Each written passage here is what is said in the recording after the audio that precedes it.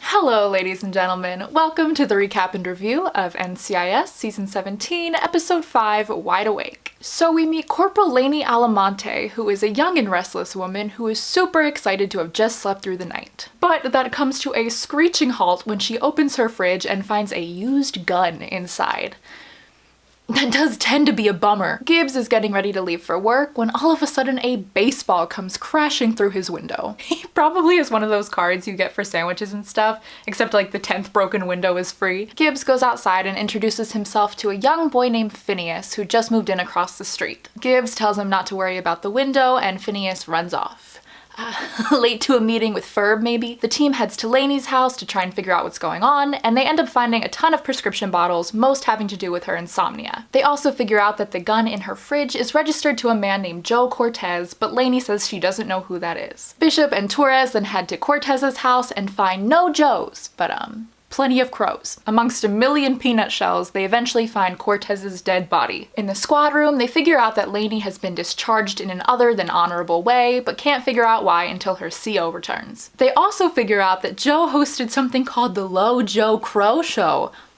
I'm sold already. McGee also takes a moment to ask Gibbs how Emily is doing, and he says he put a bolo out on the opioids which has been flagged. But Gibbs tells him to just leave it to the DEA. Casey is able to confirm that the fridge gun is the murder weapon and that Corporal Alamonte's prints are all over it. They bring Lainey into interrogation and she theorizes that her hypnotherapist must have hypnotized her to kill Cortez. So they decide to bring in a hypnotherapy expert, which just so happens to be Dr. Grace. Dr. Grace argues that hypnosis can change someone's perception of reality and make them do something they otherwise wouldn't do. To prove this, they decide they need a subject, and Bishop reluctantly agrees. Meanwhile, Gibbs and McGee go to Lainey's hypnotherapist, and they run into a super annoying guy in the waiting room. I hope he's not important. Dr. Pershing admits to hypnotizing Lainey, but argues that someone can't be hypnotized to commit a crime. Back in Sloane's office, Dr. Grace is trying to hypnotize Bishop, but it doesn't work out. The same cannot be said for Torres, however, who is out cold on the couch. Back at his house,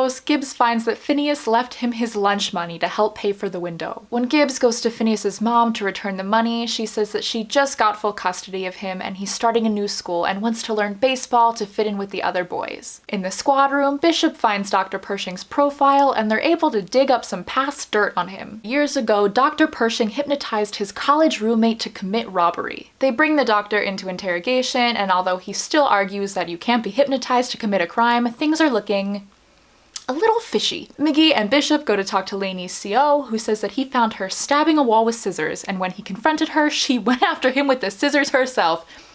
Yikes. Casey, however, is able to figure out that one of Lainey's fingerprints is backwards on the gun, meaning that someone framed her. Jimmy chimes in and says that Lainey is also super allergic to peanuts, and if she had stepped foot on that crime scene, she would have gone into anaphylactic shock. The team reinvestigates Low Joe's channel and figures out that not only was he talking to someone on there, the two were having an affair. Bishop and Torres very quickly figure out that one of the abbreviations stands for Good night, sweet dreams, I love you, which do with that what you will. They message the woman pretending to be Joe, and once she gets to Joe's place, they corner her. The woman reveals that it was most likely her husband that killed Joe. Her husband just so happens to be that random guy from the waiting room earlier. They bring him into interrogation, and it takes him approximately 5 seconds to write his own confession. Speaking of writing, Bishop reveals to Torres that while he was under, he wrote her a very touching note, but won't reveal what it says. Sloane and Lainey come in, and Lainey says she's been upgraded to an honorable discharge, which means she's now eligible for VA health benefits. Finally, Gibbs goes back to Phineas's house, and he gives him a new glove that actually fits, and then Gibbs starts teaching him how to play baseball as Phineas's mother adoringly watches on. And that is Wide Awake. I love Gibbs and Phineas's relationship. It's just so sweet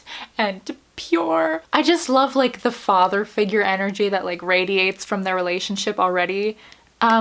Speaking of which, what's happening with Phineas's mom and Gibbs? Because Sloane might have some competition. I don't know if that's something they intend to explore, because again, I feel like they were heading in like a very Sloane-Gibbs direction. Just the way that Phineas's mom was watching Gibbs at the end was like a little I don't know, there was like a vibe happening. If it was that energy, I think it was a little bit one-sided. Is that an opportunity for Gibbs to be like, I actually have feelings for someone else? Ooh. And maybe she genuinely is just happy her son has found this man to have like a field of dreams moment with. I feel like that's something they just need to tread like very carefully with. So Gibbs isn't just like, hey Phineas, I'm your new dad. I loved the little nugget about Fornells Daughter they threw in there. I get we have a lot going on, but I'm really excited to see them continue that as well. I was a little bit underwhelmed with the amount of Dr. Grace in this episode. I feel like there could have been some more moments, at least something to like touch on, like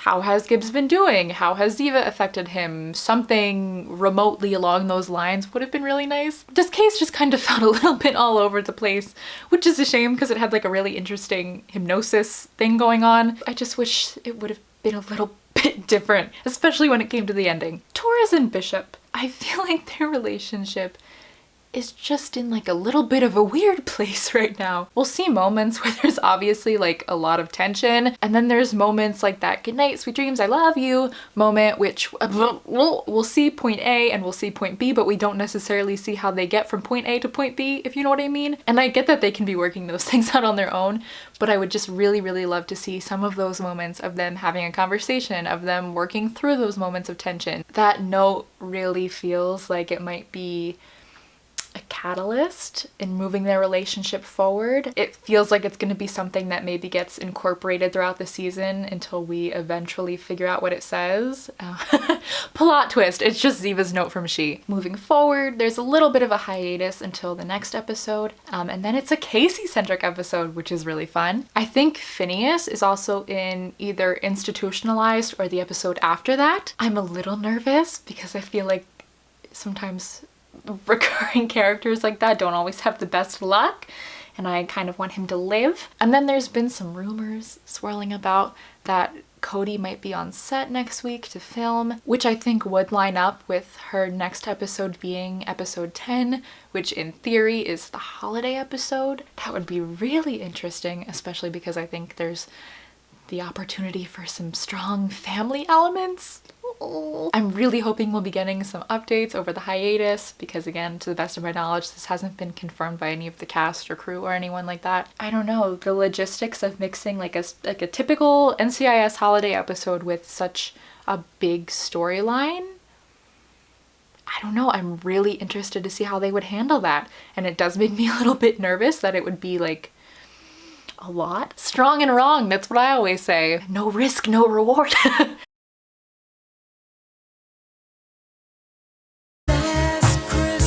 This was the first episode this season where Ziva wasn't like straight up mentioned, but I don't know, her spirit was still very much there. I believe that's all I have to say about Wide Awake. Definitely let me know your guys' thoughts on the episode, as well as your thoughts and theories moving forward, because we are very much approaching the quarter-way point of the season. Let me know, and I will see you guys for the recap and review of Institutionalized.